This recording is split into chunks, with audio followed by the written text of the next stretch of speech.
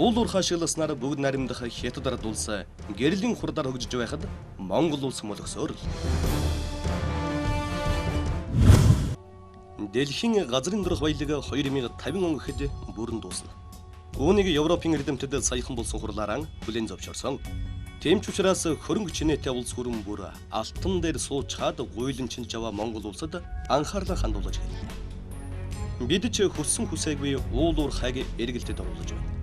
Гэхдээ уулуур хайг зөв бас хариуцлагатай ашиглахгүй бол аюул дагуулдаг гэдэг нь бодиттой үнэ юм. Тиймээс бид эзэнгүй төрийн эмгэнэл нэвтрүүлгийн энэ удаагийн дугаараар сүүлийн жилүүдэд уулуурхайн салбарыг эрчимтэй эргэлтэнд оруулж байгаа манай улс болон хөрш бүгд наримдах хятад улсын өвөр Монголын урт үндэс хорны уулуур хашиглалтын тэнгэр газар шиг зөрүүний талаар үзүүлэх гэж байна. Бид уулуур хайг ашиглаад юунд хүрч болох вэ? Баялагын эзэн монголчууд тартаг тан тултал ядуурч авч байгаа хятадууд өсрөнгүй хөгжлийн замд оржээ. Өмнө говь аймаг дах гашуун цхайтын бомтор өдөртөл тус бүрэн 100-аас 120 тонны даацтай нүүр сажсан 600 гаруй машин хятадад гардаг. Тэгэхээр сардаан 1 сая 800 мянган тонн Монголын баялаг хил даван замхардаг гэсэн үг. Гэтэл баялагаан өдөр шөнөгүй зөөж байгаа Монголын ард түмэнд юу үлдэж байна вэ? Гашуун цхайтын бомтоос наашаан 22 км-т цагаан хадгих гайлын хяналтын талбай. Түүнийг түшгэлсэн бүхэл бүтэн тосгон бий болжээ. Уг нь сүүлийн 5 жилийн турш эрчимтэй өдөр бүр 60 мянган тонн нүүрс дамжин өнгөрч байгаа энэ газар хөгжлийн дээд зэгтэн хүрсэн байх ёстой. Гэтэл цагаан хадан дахь иргэдийн амьдрал хүй нэгдлийн үеэс ялгаалга. Энэ газарт нүүрсний жолооч нараас гадна тэдний хоол цай унтах газрыг бэлтгэн амьдралаа залгуулдаг 2000 орчим иргэд үр хүүхдийн хамт амьдарч байна. Гэтэл энд 24 цагийн цахилгаан байдгүй усан дор болон бие засах газарч байдгүй нь эмэг нэлтэй. Монгол хөгжих байч юу? Ягаад энэ хөгж байгаа айлчинд баяжж баймаар юм? Авч байгаа айлнд бас арай ондон боломоор юм. Тэгэхэд авч байгаа айлнд баяжаад өгч байгаа нь хосроод байх юм. Ард иргэдийн эрүүл мэнд одоо нөгөө хэв жирмийн цагдаа магадаа энэ цагаат нь байна уу? Байхгүй. Одоо сая гэхэд энэ манай энэ хажуу талд нэг хүн нас орлаа. Тэгэхээр одоо эмч байхгүйсэн, эмч олдохгүй. Ерөөсөө шөнө 1 цагаас хойш зөв зөвөрөөс сандаргаавгаад тэгэл ерөөсөө өглөө 8 болж байхдаа энержи эмчийг авцаж 2-3 дараа хэлсэн хан богд руу төргөн дуудсан хан богд ирээгүй машин байхгүй гээд ирээв. Эмч нь ирээгүй. Тэгээ энержи эмчийг 5-6 дараа хэлсэн тэгэл тэр хүндрээл тэгэл нас орчлаа. Эртүүд одоо шөнийн хойног айл шатсан. Тэгэхээр тэр айлыг шатаж байхад одоо усны тэрэгч байхгүй. Цагдаач байхгүй. Тэгэл нэг айл 2 айл угсраа гэртээ айл шатлаа шүү дээ сая бас. Энд болохоор мань ус мосонд орч чаддаг шүү дээ. Урагшаа ороод усанд орно. Тийм үү. Угаалаа иччихд. Энд одоо 1-2 сар суух юм бол бүр харам болчихд. 1 жил Монголд байсан гэж байна. Тэгэхээр чи энэ хугацаанд ер нь нэлээд олон сарын Монголд өнгөрүүлсэн бахал та. Тоотал усанд орсон уу? Тийм. Та усан дарын ороог бүр өөр ус авчихад жуны чавлаа да өөр гадна угаалаа хийдэг. Тэгэж явж машин дотроо. Энэ цагаан хаднаас 0 байхгүй тий. Тэгэхээр одоо хаана очиж бийдэж чинь энд одоо 2 сар гаруй хүлээж штт та. Одоо яг моохоор бүр том машин дээр машин яаж чиргүүлдээр гарч өөр энт тент гэж нэлж явдаг болдгоо. Машиныхаа чиргүүл дээр гарч агаад бийцчдэг гэсэн үг юм биш үү? Бүрдэгч. Энд засаг захиргаа гэж байхгүй. Гэрүүдийн урдуур хойгуур байнгал нүүр сажсан том машинууд явдаг учраас иргэдийн босгосон модон жорлон хүртэл дайраад унгаачих юм байна. Тиймээс гэртэн хувинд бие засаад гарч говийн дархан цаастай газрын орчмын бүсэд хамаардаг уулын хан арлуу асгадаг байна. Энэ бол манай улсын төр үнэхээр эзэнгүй дэсний бодтой жишээ биш үү? Гэтэл хил гараад л огт төр байдал угтаж байгаа юм. Үзэгчтэй гашуун сухатын бомтоор өдөртөө 600 гаруй тус бүртээ 120-оос 120 дааны тооны даацтай нүүр сачсан норд бенз машин гардаг гэсэн тоо байна. За эдгээр машинууд хилээр гарсан даруйдаа ердөө 5 км нэг л замаар явна. Ягаад гэвэл хятадууд нүүрснийхаа энэ галийн хяналтын талбай өртлөх замыг хоёр талаар нь өндөр хашлага барьчихсан учраас за нүүр сачсан машин нэг л замаар явахаас өөр аргагүй. Хяналтын талбай нь бол маш том энэ ногоон хашлаг буюу салхины хамгаалттай хашаагаар хамгаалагдсан учраас нүүрс буулгаж байхад ямар нэгэн байдлаар одоо салхинд нүүрс нь хийсээд орчин тойрноо бохирдуулна гэсэн ойлголт байхгүй. Хятадууд Монголын цагаат буюу галийн элдийн талбайгаа ийм амархан шийдсэн байна. Тэрчлэн 5 толгоогоос нааш 253 км говийн эмзэг хөрсийг олон зам гарган талхалсаар ирсэн нүүрсний машиныг яг л стандартын дагуу 45-аас 50 тонны даацтай машин шилжүүлэн ачаад Хятадын бусад хотууд руу зөөвөрлөж байна. Гашуун Сухотын бомбт 2004 онд байнгын үйл ажиллагаа тавьсан бил. Тэр цагаас хойш л Хятадын тал өсрөнгүй хөгжсөн байна. Хятадын тал ер нь яг 94 онд ямар байсан? Одоо ямар болчиход байна? Тэр бол юм байсан байхгүй. Нэг хэд навсаасан гэртээ нэг балгас шиг юм байсан. Одоо хятадчуудад хэдэн давхар байшин барьж байна. Хэдэн давхар гой буудалтай болж байна. Тогтчиж байгаа гэж ихтийхэн гоё болсон байна. Талбай зам талбай нь ямар ч гоё болж байдیں۔ Хачин гоё болсон байна. За тэгээд энэ Монгол болохоор яаж мэдэхгүй би Монголыг ойлгохгүй байна. Хятадын талд ормогцол гайхмаар эмх цэгцтэй орчин уртна. Салхин сэнс, хурдны зам, замын хажууд хүний гараар тарж ургуулсан бут сөөг, мод ургамал өөрийн эрэхгүй сэтгэл татах юм. Их хоромч сэтгэлтэй төрийн түшээд ингэж л улс орноо хөгжүүлж ард иргэдийн хэн эрүүл орчинд амьдрах бололцоог бүрдүүлдэг юм байна. Гэтэл цагаагаар нутгийн хөрс шороогойд бүхэл талаараа адилхан Өмнөг аймгийн нүүрсний зам өнгөрдөг сумдын нутаг хүн амьдрах хараггүй болтлон цөлжиж тоос чорондон дарагдчихсан байгаа юм. Ванглийн нэг уурхайг түшсэн орд сот 5 толгойн хаяаг түшсэн цогт цэцээ сум.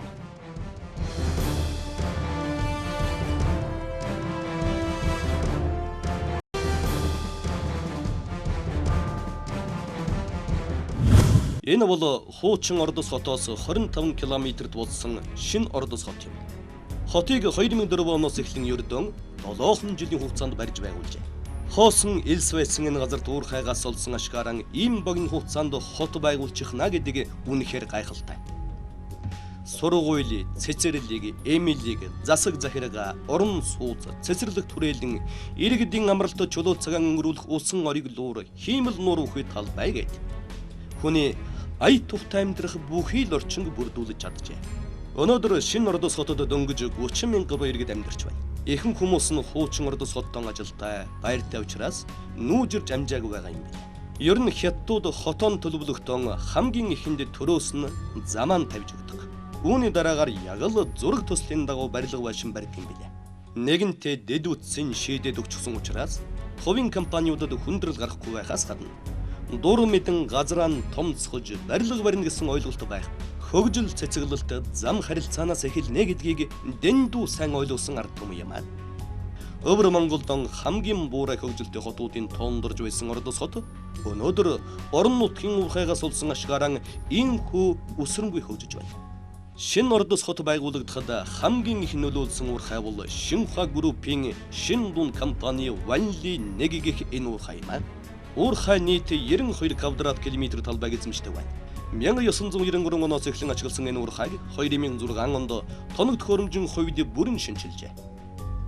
Гаднаас нь харахад хинч уурхай гэж мэдэгдэх хэрэггүй энэ эдэлбэр газарт байгаль орчинд сөргөөр нөлөөлөх юу ч байхгүй. За үзэгчдээ хөгжил цэцэглэл бүтээн байгуулалтыг бид тийм холоо сайх шаардлага үнэндээ алгаа. Би яг одоо Өвөр Монголын өөртөө засах орны хуучин Ордсоос 10 гаруй километр яваад байдаг Шинхуагийн нэгэн нүүрсний уурхайн амны хажууханд ирсэн байна. За үзэгчдээ бүхэн миний хойно харагдаж байгаа энэ нүхийг зүгээр одоо гараж руу ордог хаалга гэж бодож байгаа бол энэ бол уурхайн ам. За уурхайн амны хажуухан талд яг энэ цаг мөчид уурхайд дотор нь ажиллаж байгаа. За ажилчдын аюулгүй байдал болоод технологиг одоо хариуцсан ажиллаж байгаа албан тушаалтнуудын танилцуулга болоод одоо зураг нь гарч ирд юм байна.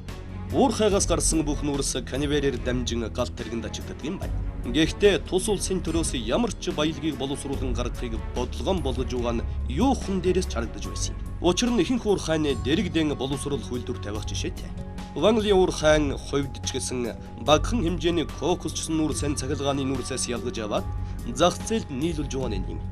Баялагийг ямар ч хаягдлагүй бүрэн ашигладаг гэсэн. Гэтэл 1990 оноос хойш ашиглаж сүүлийн 2 жилийн хугацаанд л ихэд 13 сая тонн орчим өндөр илчлэгтэй нүүрс олборлсон Өмнөг Аймаг дахь 5 толгой компанийн нүүрсний чанар Ванлийн урхайн нүүрстэй харьцуулахад өндөр чанартай билээ. Тийм ч учраас өндөр үнэтэй кокусчсан нүүрсэн гадагшаан зөөгөөд арай хямдхан цахилгааны буюу нийслэлийн иргэдийн өвөлдөнд төлдөг нүүрсийг хашчихсан байгаа нь юм. Тэд хууль зөрчин баялагийг сорчлон ашиглаж байна. Ингэж баялагийг хуу хаман байгаль дэлхийг сөнөөж хүн малыг нүүрсээр амьсгалуулан өөрсдөө баяжиж байгаа хэрнэн ордос дахь орон нутгийн уурхайтай харьцуулахад юу ч хийсэнгүй. Баялаган ашиглуулаад татваран авсан Монголын төр үүнд хамгийн их буруутай. 5 толгойг түшгэлсэн цогт цэцгийн сумынхан өнгөрсөн сард л 24 цагийн цахилгаантай болсон. Гэсэн ч тоос шороо барилга байгууламж нь үнэхээр өрөвдөлтэй. Тооцолт шороод нь бол үнэхээр хэцүү байна. Одоо өглөө босоо харахад нэг үрчингийн бол цэгэр манай хөшгөл өгдөө шүү дээ. Орооч гэсэн. Одоо ч байж байгаа. Нэг ч сургууль цэцэрлэг баригдахгүй байна. Одоо сургууль цэцэрлэгч явахгүй өчнөө хүүхдүүд газар байж байна. Наа сургуулийн хүүхдүүд нь сургуулийн багтаамж байх дээрхэн бачин бараг 3 байж хэлж байгаа юм шүү дээ. Тэгэхээр ч одоо ядах эхлээд нэг сургууль цэцэрлэг барьчихад нэг эмдгэн барьчихаар байгаа байхгүй. Шараа тоосноос болоод одоо нөгөө нэг амьсгалын завын өвчлөл энэ төр тасрахгүй байгаа сте хүүхдүүдэд. Тийм байгаа. Бол ойлгомжтой. Чин жоохон хэцүү, жоохон тоос шороотой. Гэтэ одоо зам амаа янзлах байлгүй тоос. Янз. Өчнөө жил ажиллаад энэ ерөөсөө манайд сум орон нутагт бол одоо нөлөөлж байгаа юм байхгүй. Тэр таранс их болоо. Таранс нэг хоёр нөлөөлж байхгүй. 90% хичээгээл одоо ерөөс нүүрс аваад ерөөс мөнгөний төлөө зүтгэсэн. Ийм л одоо би бол тийм дүгнэлт хийдэг. 5 толгойд олборлолт хийж байгаа Energy Resource Mongoлийн компанид иргэд ам сайтай байсан. Тэгэлгүй ч яах вэ? Харан хуй сумыг гэрэлтэй болгоо зогсохгүй 96 айлын орон сууцад бариулж байгаа юм чинь. Гэхдээ энэ бол юу ч биш ээ. Тэд ард түмний баялагийг ашиглаж байгаа бол үр шимийг нь ард түмэнд бодитоор харуулах ёстой. Уул уурхайгаас жирийн ард иргэдийн амьдралдаач сонсоогүй их ашиг болдог. Тийм ч учраас өвөр монголчууд нэг жижиг уурхайг нь түшиглээд шинэ хот барьсан байна шүү дээ. Үүний хажууд цогт цэцгийн сумын хөгжил үнэхээр өрөвдөлтэй. Дэлхийд данстай оюу толгойн бүтээн байгуул Монгол гэх сэндвичэн барилга өвөр Монголын хинч мэдэхгүй жижиг уурхайн бүтээн байгуул аж үйлдвэрийн цогцлбор шинэ хот. Өмнөг Аймгийн Хамбогд сумын иргэдийн уюудам дамжин эмэгтэй хүн гарахыг хүртэл цээрлэн хүндэтгэдэг байсан оюу толгой нэг л зун дэлхийд ховор их баялагтай гэдг нь батлагдаж Монгол даяар шуугж эхэлсэн билээ. Чухам тэрл өдрөөс хойш нутгийнхны эрх мэлдэг толгойг эзэмших гэсэн харийнхан болоод дотоодынхны хөлд Хамбогд сум оюу толгой дарагдсан юм. Баялагийг эзэмших хүсэлтэй олонний дундаас Монголын төрд шургуулсан олигархуудад хамгийн их авилга өгсөн нь ялан дэлж. Өнөөдөр оюу толгойг газартай, газрын дорх баялагтай, агаар устай эзэгнэн сууж байна. Оюу толгойн гэрээ батлагдаад 2 жил гарны хугацаа өнгөрчээ. За үзэгчдээ дэлхийд гайхагдаж байгаа нөөцтэй оюутлогыг түшиглэн босох ёстой Хамбогд сумыг би та бүхэнд одоо харуулж байна. За үнэн дээр тийм гайхамшигтай нөөцтэй ордыг түшиглэн босож байгаа гэхэд Хамбогд сумд гялтайх зүйл үнэн дээр алга. За 2 давхурд наан харагдаж байгаа шар байшин, цаарл байшин, за ягаан байшин ингээл болоо. За бүгд бусд нь бол бүгдээрээ гэр хороолол энэ сумын зүүн урд хэсэгт энэ оюутлогын компани ажилчдын үйлчилгээг хариуцдаг Монгол ажилчид амьдардаг юм байна. CIC гэх компани, эдгээр компани ажилчид нь өдөртөө бараг 70-аас 80 км ирж очихын 80 км явж иж оюутлогод очиж ажилладаг. За эдгээр ажилчид бүгдээрээ энэ хойно харагдаж байгаа гэрт амьдардаг юм байна. Нурж унах шахсан хуучин байрыг түрээслэн амьдарч байгаа эдгээр иргэдийн хувьд явуулын хүмүүс юм байна. Ер нь оюу толгойн гэрээ байгуулагдсанаас хойш тус суманд ирэх явуулын хүмүүсийн тоо эрс нэмэгдсэн учраас шинээр дэм буудлууд л баригдсан байна. Чухам тэдгээр буудлын барилгууд л сумыг өнгөлж байна. Нэг орон сууцны барилга гээд энэ нэг юм барьсангүй. За энд одоо оюутлогын хоёрын хооронд нэг 40 хэдэн километрийн зайтай ийм газар байна. Энд өглөөр хоёрт автобус байнгын юм тэргүүд ерөөс асар. Гэхдээ энэ хоёрын хооронд явж байгаа энэ замаа л нэг одоо нэг гучлалтай одоо хатуучлалтай зам болгоод өөрчлөөд бас нэг өөртөөхөө амжилтыг өгдөг юм тэгээд энэ талаар бол муу. ер нь бол үнэндээ бид нар боддог юм. Монгол хүн биш байгаа учраас гэж. Одоо бодвол бид нэстийг 24 гэлтэй болж чадахгүй л гэж ийм л ихтэй ийм л их уурхай хэл юм бол одоо ихэд ингээл яваад тэстэй тийшэл одоо сахаандаг бол одоо хүчин зөдөл байхалын тэгэл 24 тавьж өгөхгүй л байна. Ер нь тэгээд эн чинь за миний хэвэл мэдээд хүнээс ойлгож байгаагаар үл нь Монголд ачигдсан энэ нөхөр багал гэж. Энэ урагшаана бол одоо зам байгаль ус үйд болж байна үнэндээ. Одоо хаашгаас одоо нэг хэлсэн овоод алангууд. Тэгээд тэнийг нөхөн сэргээж байгаа чинь бод хэлсүүгээ ер нь биелүүлдэг. Тэгвэл цаашаа дээшээ очиж яри. За дээшээ очив. Тэгээд дээшээ очиод юу ярьсан тэгэл таг болдог. Эдний талд болохоор шийдэх юмнууд нь 100% шийдэгдээд байдаг. Манай талд шийдэгдэх юмнуудад 20-30% шийдэгдээд байна. Жаахан ийм л яваад байгаа нь. Үнэхээр Канадууд Монголын баялагийг хуу хамж аваад дээр нь манай улсыг өртөвлдөх ганц бодлого л барьж байхад их орон ирээдүйн худалдаж байгаа төрийн томчууд тэдний хаа цайлаад өгсөн мөнгөнд нь умбаж суугаан эмгэнэлтэй.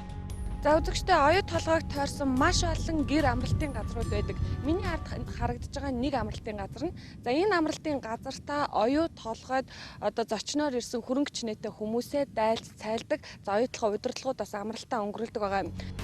Канадууд бусдыг дайлж цайлан өөрийн талд уруулахтан гайхалтай чадвартай хүмүүс ажээ. Энэ нь оюу толгойг тойрсон гэр кемпүүдээс тодхон харагдана. Дарга нарыг дайлж цайлдаг эдгээр амралтын газрынхан замыг хүртэл хусаад засчихсан байх жишээ. Гэтэл хам богд сумын дотор 10 км замын сул шороон салхины ажсаар хийсэж иргэдийн уушигны нөхцөвийг гэмтээсээр л байна. Хадны нөмөрт байрлах эдгээр амралтын газруудыг нь нутгийн иргэд хувилдааны газар гэж нэрлэдэг. Учир нь амралтын газарт Монгол улсын тэргүүн шадар сайдаас эхлээд засгийн газрын тэргүүн гишүүдгээд бүгд л ирж хон жонжууд явдаг байна. Эхний байдлаар 645 тэрбум тонн хүдэр, 45 сая тонн зэс, 1800 тонн алт, 12,000 тонн мөнгө гээд асар их нөөцтэй нь батлагдаад байгаа оюу толгойг эзэмсэн Канадууд бүтэн 2 жилийн хугацаанд ердөөл хэдэн сэндвичэн барилгал угсарчээ. За миний зүүн гар талд бол нэлээд их хэмжээний Монгол гэр байна. За баруун гар талд сэндвичэн барилгууд байгаа. За энэ гэр болоо сэндвичэн барилгуудад Монгол болоод хятад ажилчид амьдардаг. Хизээ нэгэн цагт оюу толгой нөөц дууслаа гэхэд Монгол гэрийг хураагаад явна. За сэндвичэн барилгыг мөн л салгаад хураагаад явна. Тэр цагт яг ийм байгуулалт байхгүй ухагдж түнхэгдсэн газар нутаг тэр чигтээ хоосон одоо цөлөл үлдэх нь байна. Гэтэл өмнөг баймигтай хил залгаа өвөр Монголын баян нууртын баян болгошунд хөгжил цэцэглэлт ид өрнөж байна. Нөөцөрөн оюу толгойн хаач өрөхгүй жижиг ордоч гэлээ өвөр монголчууд тус холимог металлын ордон түшиглэн аж үйлдвэрийн цогцлбор байгуулсан байна. Дээд тал нь 60 жил ашиглах төлөвлөгөөтэй энэ ордод оюу толгой шиг их халт бас мөнгө байхгүй юм. Гэсэн ч байга баялгаан хаягдалгүй, байгальд сөргөнөлөөгүй, бүрэн ашиглахыг зорьсон учраас 2005 оноос эхлэн аж үйлдвэрийн цогцлбор байгуулсан гэж нутгийн удирдлагууд нь хэлж байлаа.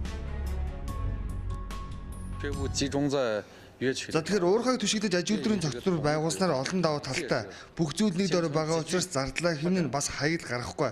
Боловсруулалтаа хийгээд зах зээл дээр бүтээгдэхүүнээ өндөр үнээр гаргана. Тухайлбал уурхайгаас гаргасан шороогоо хажуудах тоосгоны үйлдвэр болон цементийн үйлдвэртэй өчтдөг учраас ямар ч хаягдалгүй бас ашигтай гэсэн үг юм аа. За уул уурхайгаа түшиглээд аж үйлдвэрийн цогцлбор парк байгуулах нь олон талын ач холбогдолтой байд юм байна. Тухайлбал Чихо гэдэг энэ уул уурхайн компани одоо уурхайгаасаа хүхрээ олборлоод баяжуул маягаар баяжуул болгож бусад газрууд руу тээвэрлэлт хийж илгээхийн зэрэгцээ. За хаягдал хүхрээ ашиглаад хөхөржүүлсэн бордоо үйлдвэрлэдэг юм байна. Аж үйлдвэрийн цогцлборыг түшиглээд ард иргэдийн амьдралч дээшилж байгаа нүдэн дээр л харагдаж байна. 2005 онд нэг иргэний сарын дундаж орлого Монгол мөнгөөр 400 мянга орчим төгрөг байсан бол 2010 онд 1 сая төгрөг хүртэл өсчээ. Байр хэрэгтэй болно да. Тэрийг яаж хийж байгаа? Тэрийг бол компаниас шууд чамайг хангаагаад өгнө. Чи манай үйлдвэрд ирсэн бол би чамайг орон суучийг хангааж өгнө. Үнэгүй өгөх юм уу? Үнэгүй өгнө шүү дээ. Үнэгүй хангаагаад өгнө. Чи хижээж гисэн сууж болно. Цогцлборт ажиллах ажилчдын байр орон сууц, хүүхдүүдийн цэцэрлэг сургууль бүгд баригдаад ажиглалтанд орсон байгаа нэ. Үнэхээр өвөр монголчууд хариуцлагатай уул уурхайг хөгжүүлж, ашиг шимийн бодитоор хүртэж байна. Тухайлбал аж үйлдвэрийн цогцлбор байгуулагдсантай зэрэгцээд 2005 онд шинэ Баян булаг хошуу ашиглалтанд оржээ. Ердөн 80 хүрэхгүй жилийн газар тариалан голдуу эрхэлдэг цөөн тооны тариачид байсан гэхэд бараг итгэмээргүй. Гэтэл аж үйлдвэрийн цогцлбортой зэрэгцээд энд шинэ хот байгуулж эхэлсэн бөгөөд 2005 онд ард эрдэнэ нүүж ирсэн байгаа юм. Уул уурхайг ингэж л ашигладаг байна. Уул уурхай ашигласнаар бүгд наримдах хятад ард улс гэрлийн хурдаар хөгжиж байхад Монгол улс молгосоор л. Эзэнгүй төрийн эмгэнэл нэвтрүүлгийн удаагийн дугаараар үзэгч та бүхэндээ эзэнтэй бүгд наримдах хятад ард улс болоод эзэнгүй Монгол төрийн явууллаа. Эцсийн дунд хариуцлагатай уул уурхай гэдэг бол байгаль орчинд сөргнөлөөгүй. Олсон орлогоноор түмний амьдралд бодитоор нөлөөлөхийг л хэлдэг байл. Гэтэл манай улсад бүх зүйл урууга явж байна. Энэ бүхнийг яаралтай засч залруулахгүй бол Монголд сэтгэлийн өгсөн улс төрчдийн балаг болон их гүрнүүдийн бодол Монгол улс удахгүй Африкийн орнуудын аимшигтай замаар орж үгээрэн ядуурахгүй гэх баталгаалгаа.